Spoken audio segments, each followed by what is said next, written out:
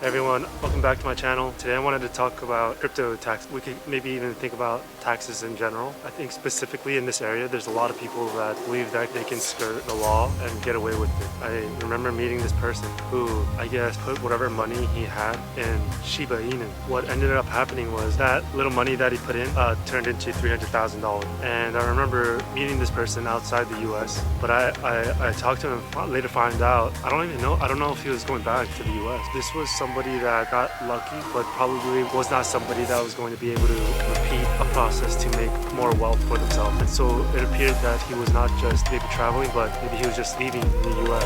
I asked him about what about his taxes. His response was that he was not going to pay them. And he said the way he's not going to pay them is because the IRS is not going to know. He uses MetaMask, and I guess he somehow jumps around only MetaMask or something like that. In my eyes, I think sooner or later a person like this gets caught. The problem with assuming that the IRS can't figure things out like this is really wrong. I think, to be honest, I think the IRS might be much more ahead than most people think. Whether they can actually roll out tax rules for the citizens when it comes to crypto right now, for now, is a little bit maybe questionable because we can see the backlog, right? I think a lot of people are saying this is why they hired the 87,000 new IRS agents. I remember my suspicion that they were going after this massive PPP people, right? Maybe afterwards they will be able to use that for middle class, but we'll see. When you look at the in and outs of let's say a Gemini or Coinbase, all of that is recorded. Obviously, when you don't know if someone's purchasing or selling, the best ways you go is to go to the purchasers and sellers, right? And they've already done that, so they already have those sorts of regulations in place. What else is interesting is that when you look at the regulatory rules of this, the assets that they're talking about, they also have non-fungible tokens listed as something that you have to pay taxes for. If you're buying or selling NFTs, you have they know. And to take that risk of not paying those sorts of taxes, then I think can be risky. You have to be aware of that. To catch everybody is, I think, they're going to be more easy than not. For some reason, you have some weird thing where you really don't want to pay taxes, or maybe ideological. There's only one way that I really know how you don't have to pay taxes, and that's when you take out loans. So if you take out a loan to buy crypto, those gains are not taxed. I think that, however, there's a lot of people that did this with the Celsius, and they got wrecked in other ways. And so now you want to ask yourself, was that worth it? Was that a good trade-off? It does not look like it. I think when it comes to crypto taxes, I think about it a different way. The way I think about just taxes in general is going to sound maybe not as a good idea, but basically it's just to make more money and pay those taxes. Now, before people think that's a dumb idea or strategy, the opportunity for you to make more money, in my opinion, is more, really good in something like a crypto space. It's much better to just make the money and any more money that you can and just pay all your taxes, because that's a baggage or a target that you don't need. And most people think that at that moment it'll be okay. But what about later on? What about a year later? All of a sudden you get a knock on your door and then it's IRS agents that they say maybe you have to go to jail because you didn't want to pay the taxes. Really think about the decision that you're going to be making. Realize the reason why people want to skirt taxes is because they think that's the way for them to get ahead, to keep their gain. But you have to realize that that's not the only way. And so basically every purchase and sale is an event. Even if it's an NFT on an OpenSea, they'll have a record of who purchased what and a sale for what, whether it be your crypto or NFT. If you're trading, especially, purchase and sales, every one of them matter.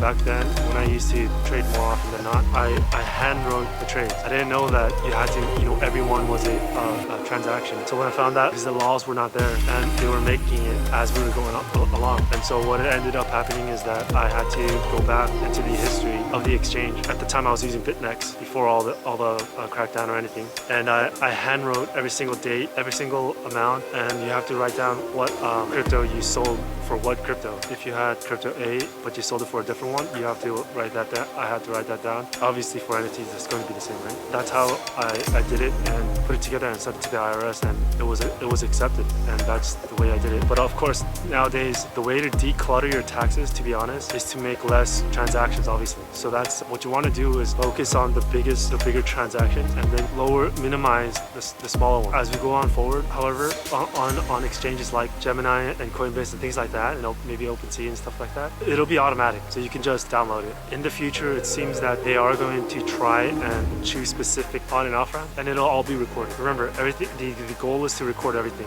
right? At least for the middle and everybody else. The elites is debatable right now, but basically CBDCs, right? What you have to remember is that the tax laws can change, so you have to keep an eye on when it changes. There's a lot of people that think, no, when it changes, the IRS can tell me, or if I didn't pay taxes in crypto, whatever, 2 years years ago, it's the IRS's job to come and tell me. But that's not how it is. What's going to happen is you are responsible. You are responsible of reporting your own. It's not something that you could later on say, well, it was the IRS's fault. That's not going to fly. So keep that in mind. If anything changes, you want to know about it and make those changes. In addition to that, if you're in a different country and the different country has the tax laws changed, you have to pay attention and follow those tax laws. Obviously, for Americans, wherever you go in the world, you have to pay American taxes too, and keep up with whatever country's taxes and pay that tax too. An example of this is I think right now Portugal, right? Portugal has maybe changed their rules, so you need to be careful and keep an eye on that. Mindset that you want to have is you making money, whatever the rules are, you just pay it, wash, rinse, repeat. There's going to be a lot of people that are going to say they're not going to pay taxes or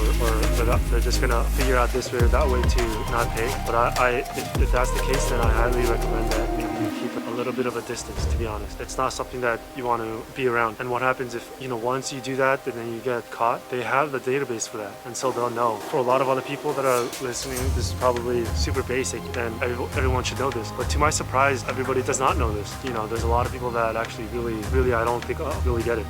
I wanted to touch up on that because you do want to be on the cleaner side. There's another way I think about these sorts of things, right? There's a saying, right? If a lion's chasing you, you don't have to be the fastest gazelle. You just need to be faster than the other one, right? And so basically, if there's a lot of people committing tax fraud like that, all you need to concentrate on is being the most cleanest tax person. The IRS will have to worry about all those other tax fraud people, right? They'll be busy for a while because of the PPP loans fraud, but that's another way to think about it. If you want to target off your back, if you're a bigger fish, there's going to be a lot of big fishes, but maybe one of them is going to just screw up. And if that's the case, then you could be the one that does everything right and hopefully go under the radar, because history matters. If there's a fraud history, the likelihood of another fraud is in their eyes, they'll take the chances of that one, right?